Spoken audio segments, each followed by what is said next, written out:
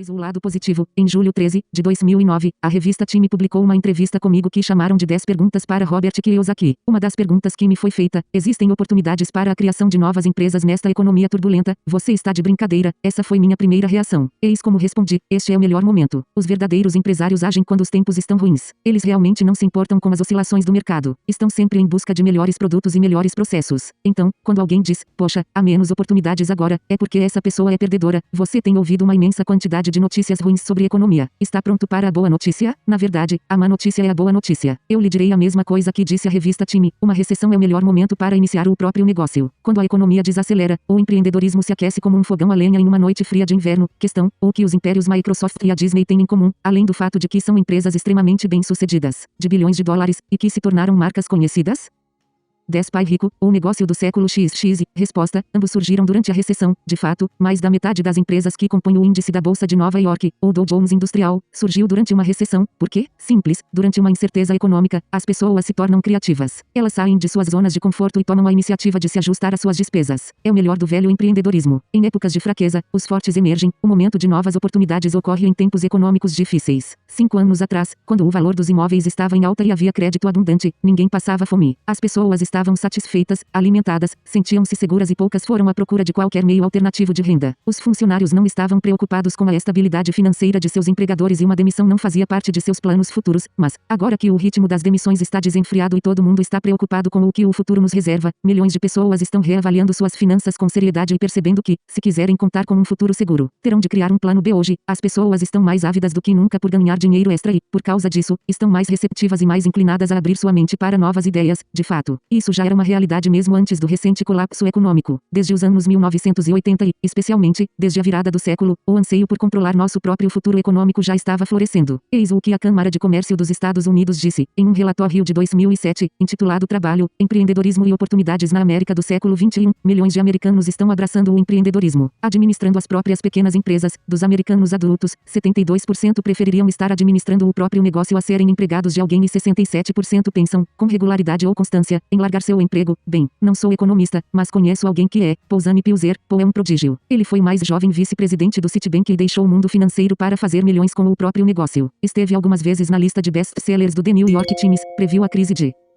o lado positivo 11, poupança e empréstimos antes que acontecesse e atuou como assessor econômico em 2 administrações presidenciais. É alguém que vale a pena ouvir. Segundo ele, os valores culturais sobre a forma de se conduzir uma carreira sofreram uma mudança de 180 graus, com a estrutura corporativa convencional de se tornar um empregado dando lugar ao caminho empresarial. A sabedoria tradicional na segunda metade do século XX, diz Paul, era ir à escola, ter uma boa educação e trabalhar para uma grande empresa. A ideia de abrir um negócio, na maioria das vezes, era considerada arriscada. Admirável talvez, mas arriscada, e, talvez, um pouco doida. Hoje ocorre justamente o oposto. Paul está certo. O relatório da Câmara de Comércio que mencionei anteriormente também cita uma pesquisa realizada pelo Instituto Gallup que constatou que 61% dos americanos prefeririam ser o próprio patrão. Outra pesquisa, dessa vez efetuada pela empresa Decipher, de Fresno, descobriu que 72% de todos os adultos americanos prefeririam trabalhar para se fazer para outras pessoas e 67% pensam em desistir de seus empregos regularmente ou constantemente. E não se trata apenas de ganhar a vida, também se trata da qualidade de como estamos vivendo. As pessoas estão acordando para o fato de que querem ter mais controle sobre sua vida. Elas querem estar mais ligadas às suas famílias, controlar o próprio tempo, trabalhar em casa, determinar o próprio destino. Nesse estudo da Decipher, 84% dos entrevistados disseram que teriam mais paixão pelo seu trabalho se possuíssem o próprio negócio. A razão número 1, segundo a pesquisa, para querer trabalhar para si próprio, ter mais paixão pela minha vida profissional. O que ocorre é que o mito do século XX, da segurança de trabalho, com sua promessa de que o caminho para uma vida plena, longa e feliz era encontrar um bom emprego, está se desfazendo diante de nossos olhos. O mito do emprego, a maioria de nós é tão alienada por conta das circunstâncias que acaba achando que ser empregado é algo normal. Longe de ser historicamente normal, esse conceito é, na verdade, um fenômeno relativamente recente. Na era agrária, a maioria das pessoas era empreendedora. Sim, eram fazendeiros que trabalhavam nas terras do rei, mas não eram empregados dele. Não recebiam um salário do rei. Na verdade, era o contrário. O fazendeiro pagava ao rei um imposto pelo direito de usar sua terra. Esses fazendeiros, na verdade, ganhavam a vida como empresários de pequenas empresas.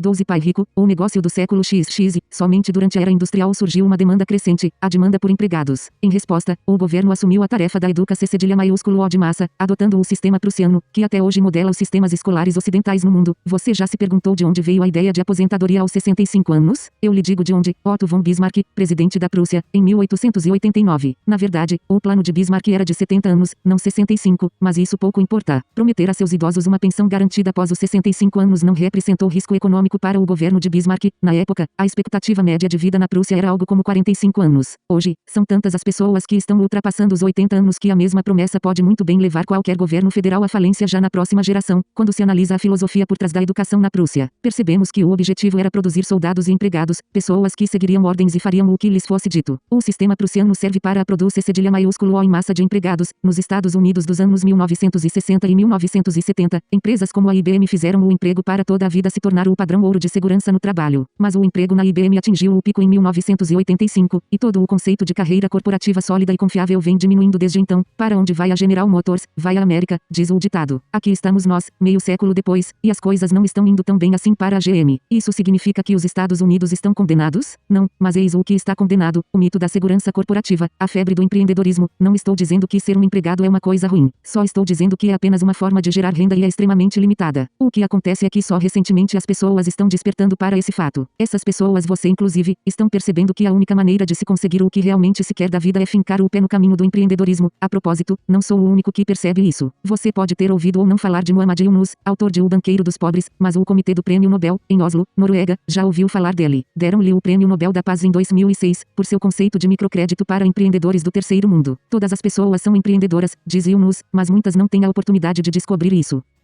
O lado positivo 13, a febre empreendedora está nas alturas porque, quando a economia desacelera, a atividade empresarial se aquece. Na verdade, o empreendedorismo floresce em tempos de crise. Ele disse que, antes de a economia começar a despencar em 2008, na esteira de todas as notícias financeiras ruins, cada vez mais pessoas já estavam procurando ativamente a oportunidade de fazer exatamente o que o Sr. Y nos está falando. A febre empreendedora está nas alturas porque, quando a economia desacelera, a atividade empresarial se aquece. Na verdade, o empreendedorismo floresce em tempos de crise. Em tempos de incerteza, buscamos outras formas de gerar renda. Quando sabemos que não podemos contar com os empregadores, começamos a olhar para nós mesmos. Começamos a pensar que talvez seja a hora de sairmos da zona de conforto e sermos criativos para que as contas fechem no final do mês. Um levantamento feito pelo Banco Central Americano, o Federal Reserve, mostrou que o patrimônio líquido médio dos domicílios de empresários é 5 vezes maior do que o dos trabalhadores convencionais. Isso significa que os empresários têm 5 vezes mais chances de sair da crise ilesos e até mais fortes do que antes, porque criaram a própria economia vigorosa. Uma pesquisa recente constatou que a maioria dos eleitores dos Estados Unidos vê o empreendedorismo como a chave para resolver a atual crise econômica. A história tem demonstrado repetidamente que novas empresas e empreendedorismo são o caminho para fortalecer uma economia com problemas, disse o diretor executivo da pesquisa. Descobriram o óbvio, talvez essa maioria dos eleitores, que diz acreditar nisso, tire seu traseiro do sofá e venha a fazer algo. É possível, embora eu não aposte nisso. Neste instante, a economia que estou mais interessado em ver florescer, por meio do empreendedorismo, é a sua. Estes podem ser momentos econômicos difíceis para a maioria, mas, para alguns empreendedores, aqueles que têm uma mente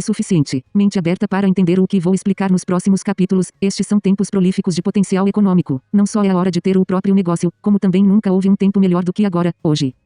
14 Pai Rico, o negócio do século XX. Como eu disse, quando as coisas ficam difíceis, quem tem tenacidade, quem é obstinado, vai em frente. E, se isso é verdade, então restam apenas duas perguntas. Primeira, você está disposto a ser obstinado? E, se sua resposta for sim, então a questão 2 é, seguir em frente fazendo o quê? Não posso responder aquela primeira pergunta por você, mas sei exatamente como responder a segunda. Responder a essa pergunta é o principal objetivo deste livro.